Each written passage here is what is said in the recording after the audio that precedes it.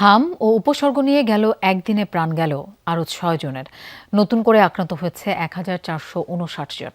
আক্রান্ত মৃতের সংখ্যায় বাড়ছে উদ্বেগ উৎকণ্ঠা। স্বাস্থ্যমন্ত্রী জানিয়েছেন ২০২০ সালের পর টিকার ধারাবাহিকতা না থাকায় এই পরিস্থিতি।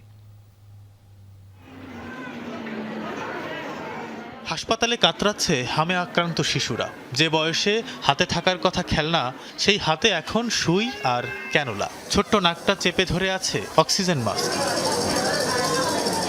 মার্চের ১৫ তারিখ থেকে এখন পর্যন্ত হাম ও উপসর্গ নিয়ে মৃতের সংখ্যা দাঁড়িয়েছে ৪১৫ জনে। বাড়ছে রোগী আক্রান্তের সংখ্যাও। 10 দিন আগে জ্বর ছিল, বুঝতে পারিনি। তারপর দেখে মফিজুল হক ইসলামিক দেখালাম, ওইগুলো হাম বের হচ্ছে। হামের সমস্যা, অক্সিজেন দরকার, খাবার লাগবে, টেনে খেতে পারতেছে না, নিউমোনিয়া। পরশু তার আগের দিন এসেছিলাম, পরশু দিন ছাড় দিয়ে দিয়েছিল একদিন থেকে, ওষুধ ইঞ্জেকশন লিখে দিয়ে বাড়ি যেয়ে দেখছি হাম বের হয়ে গেছে। ফের তখন সরকারি হাসপাতালে এলাম।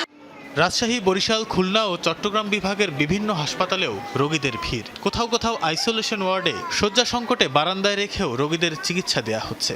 এতে ভোগান্তি পোহাতে হচ্ছে রোগী ও স্বজনদের। বাড়ছে সংক্রমণ ঝুঁকিও।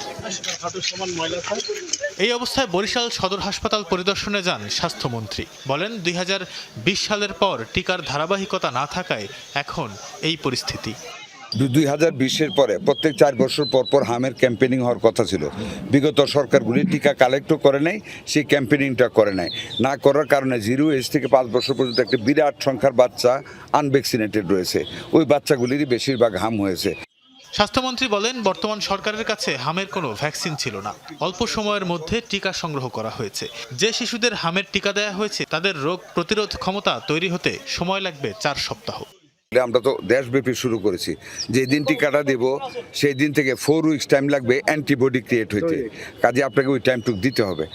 রোগীর সংখ্যা এখন কিছুটা কমেছে বলে জানান মন্ত্রী। বরিশাল সদর হাসপাতাল ছাড়াও আরও 2টি হাসপাতাল পরিদর্শন করেন তিনি। তানভীর সিদ্দিক টিপু, যমুনা নিউজ, ঢাকা।